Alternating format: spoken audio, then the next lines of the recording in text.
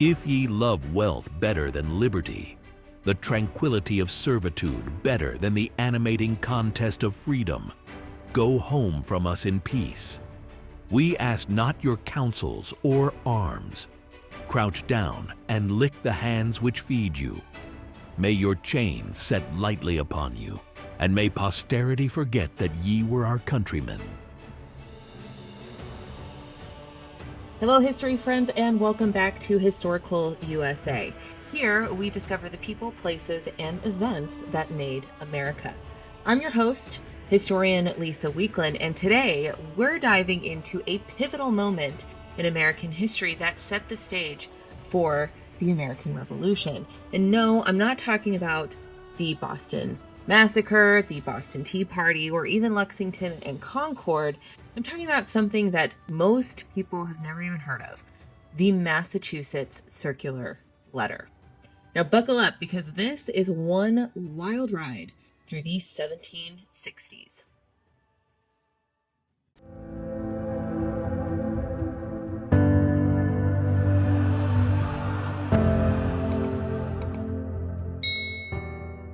Picture this. It's the mid-1760s, and the 13 British colonies are like a group of teenagers trying to figure out who gets to control the remote.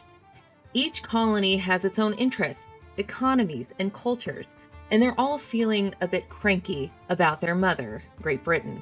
The Stamp Act Congress of 1765, well, it certainly laid the groundwork for communication. However, with the royal governors trying to sabotage the Congress and delegates from only 9 colonies showing up, it really did little to sway Parliament's decisions. Parliament, in a twist of irony, actually decided to ditch the Stamp Act because collecting the tax was actually costing them more than they were bringing in. I mean, talk about a costly mistake. Fast forward to 1768 and enter the Massachusetts Circular Letter, swooping in like a superhero ready to unite the colonies.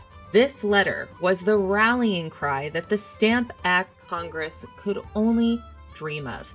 Thanks to Parliament's reactions, protests took a dramatic turn, leaving the streets and strutting right into the legislative chambers and igniting a level of unity among the colonies that was previously unheard of. Now, let's talk about the man at the center of the chaos, Francis Bernard, the royal governor of Massachusetts. During the Stamp Act crisis, he watched in horror as chaos reigned supreme in Boston. Tax officials were dodging threats like they were in a game of dodgeball, and royal effigies were swinging from the Liberty Tree like they were auditioning for a circus act. During the Stamp Act crisis, Bernard, feeling the heat, decided to close the courts and did everything in his power to sabotage the Stamp Act Congress. And ultimately, he pointed the finger at one man for all of this chaos: James Otis Jr. Bernard declared that Otis was, more than any other individual, the primary cause of the current state of outlawry and confusion. But little did Bernard know he was about to face a new challenge. The dynamic duo of Samuel Adams and John Hancock were about to shake things up. Now, Samuel Adams was no ordinary man. He was a political powerhouse, and Bernard's allies called him, quote, that pernicious devil, end quote. Adams was an unsuccessful tax collector, but he wore his financial struggles like a badge of honor, writing to his wife, quote, I glory in being what the world calls a poor man. His political fervor was unmatched, and he believed that rulers should have little, the people much. When he was elected to the Massachusetts Assembly in 1765, Samuel Adams and James Otis Jr. teamed up, crafting pamphlets and essays that took aim directly at Bernard and his lieutenant governor, Thomas Hutchinson. They even pulled off a rather remarkable feat in the 1767 election, outmaneuvering Bernard and his allies and ushering in a cadre of robust Whig Patriot members to the House. Now, talk about a political power play. Meanwhile, over in Britain, Charles Townshend waltzed into the role of Chancellor of the Exchequer. I think that's how you say it. Exequatur. Well, declaring that he had a foolproof plan to rake in cash from America. Spoiler alert, it involved tariffs on glass, lead, paper, and, drumroll please, tea. Townshend insisted that his Townshend duties, were perfectly constitutional, but the colonists, they were not having any of that. The Townshend Acts stirred up quite the ruckus in Boston. The colonists were outraged, and the Massachusetts legislature decided to dust off its robes and reconvene. Bernard, sensing a chill in the air, tried to delay their meeting for as long as he possibly could, but the assembly had other plans. Now, the House appointed a committee, and that committee decided to whip up a batch of letters.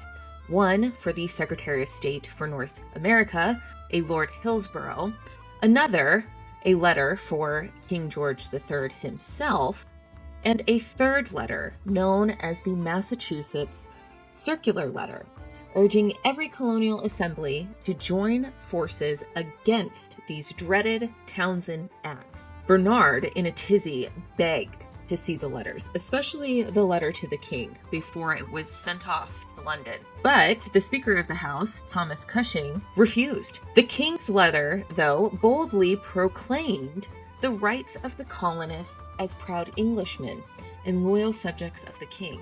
However, King George III would never get to see that letter, as the Secretary of State, Lord Hillsborough, refused to even give it to him. And just like that, the circular letter was born. It was a call to arms, a declaration of unity, and a big middle finger to Great Britain. Initially, the Massachusetts Assembly shot the circular letter completely down, voting no against it. But Sam Adams and his allies would successfully lobby for its reconsideration. By February 11th, 1768, the House took up the Massachusetts Circular Letter again for consideration, and with a 92 majority vote of yes, the Massachusetts Circular Letter was now off to her sister colonies. Boston rejoiced the glorious 92, and the Sons of Liberty even commissioned Paul Revere to cast a punch bowl to commemorate the occasion. Now, the fallout was swift. The circular letter sparked a wave of support across the colonies, but not everyone was thrilled. Lord Hillsborough, the new Secretary of State, insisted that that circular letter be rescinded and threatened to dissolve any colonial assembly that supported it. Bernard scrambled to dissolve the Massachusetts Assembly, but the damage was done. The letter had already made its grand debut in the court of public opinion, having been printed in newspapers up and down the coast, and the colonies were now rallying together like never before. I just want to take a second and thank the sponsors of this video, our members on Patreon, our members here on YouTube, and our members on Instagram. You guys all allow me to do what I am doing here and support my work, and I am so appreciative of all of you. If you would like to support me in this podcast journey in my research here, you can always go and join Patreon, a member tier over there, or join the membership here on YouTube. YouTube, Patreon, you guys always get access to the videos before they drop, as well as some exclusive content. And I just want to say thank you guys so much. We also have a merch store if you are interested in buying any Historical USA merch. It is linked down there below. Let's get back to the video. I just wanted to express my appreciation and thanks for a moment. Thank you. Now, Virginia took it one step further, sending out a circular letter of their own. They threw their weight behind Massachusetts and gave a very hearty protest against those Townshend Acts. Meanwhile, their Governor Fauquier, had exited stage left. And in struts the new governor, Lord Botetourt, who had the delightful task of dissolving the House of Burgesses. Well, this really didn't go over well in Virginia. Oh no. Virginia was not going to take that sitting back. No, they decided that they were going to send a petition to King George III the House of Commons and the House of Lords.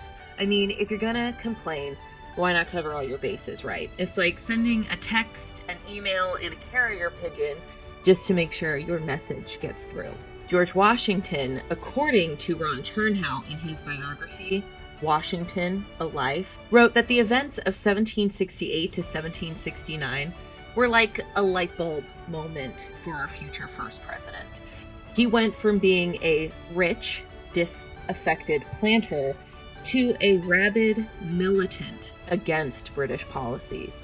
You know, that winter for Washington was a game changer, folks. It was like he went from sipping tea to throwing it overboard in a matter of months. Meanwhile, over in London, we have Benjamin Franklin, who's playing the role of Pennsylvania's charming ambassador. He was tiptoeing along a tightrope in London, trying to please everyone like a juggler at a circus. I mean, he gave a half-hearted nod to the Stamp Act while barely batting an eye at the Townshend Duties. Franklin even penned an essay titled Cause of the American Discontent, which he showcased in the New London Chronicles. It's like he was saying, hey, Parliament, maybe, just maybe these taxes aren't the best idea, just a thought. But for Franklin, his ambitions in London were as lofty as a hot air balloon. He wasn't just there to represent Pennsylvania. He wanted decent representation in Parliament for the American colonies. He also wanted to kick Pennsylvania out of its proprietary colony status with the William Penn family. But, alas, all of his dreams came crashing down when he faced, yes, that Secretary of State, Lord Hillsborough, who gave him a resounding no, F you, basically to all of his goals and ambitions in London. So what does Franklin do? He decides he's going to stop playing it safe, and he storms back to America, ready to throw his weight completely behind the Patriot cause. I mean, talk about a plot twist. Now, back in Boston, the Sons of Liberty are unleashed like a pack of mischievous, rabid dogs. With the legislature taking a break, they start pestering the custom commissioners and giving royal official homes a little bit of a makeover, complete with a resignation request. Now that summer, a little movement began to unseat Bernard from his cozy governor chair. Bernard found himself in hot water for allegedly spinning yarn, trying to create his own narrative to both Parliament and the king regarding these juicy little details around the circular letter. One agent in London wrote, quote, Bernard has tried to convince your majesty's ministers that there was a grand scheme afoot, a plot hatched in this and other colonies to treacherously cut ties with Great Britain and abandon their natural loyalty to your majesty's esteemed self and governance, end quote. And honestly, as soon as the circular letter hit South Carolina, it was like a wake-up call. Everyone sprang into action in perfect harmony. Christopher Gadsden wrote, Massachusetts blew the horn, but it's Carolina that deserves the credit for the attention it received, end quote. The South Carolina Assembly decided to throw its support behind both Massachusetts and the Virginia circular letters. Remarkably, by the close of 1768, all but New Hampshire, among the original 13 colonies, rallied behind the Massachusetts circular letter. And in all honesty, I'm sure New Hampshire would have done the same.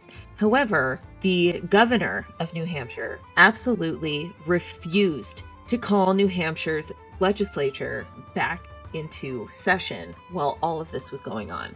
And now that's really what I call a cohesive squad. That's unity, especially when you look at the sorry turnout for the Stamp Act Congress. Now, James Otis Jr.'s sister, Mercy Otis Warren, quipped, quote, independence was a plant of later growth period, though the soil might be congenial and the boundaries of nature pointed out the event, end quote. As for the Massachusetts circular letter, it was hardly a rallying cry for independence. Yet, the circular letter struck a chord with every colony, rallying them to band together in defiance of British rule. The colonies might have tipped their hats to the crown, but they certainly weren't going to roll over for policies that aimed to give them a good punch in the face. Thank you guys so much for tuning into today's episode. If you enjoyed your journey through the Massachusetts Circular Letter, don't forget to subscribe, leave a comment down below, or a review if you are listening on Apple or Spotify, and share this podcast to your fellow history enthusiasts. Until next time, keep questioning, keep learning, and keep that revolutionary spirit alive. Bye.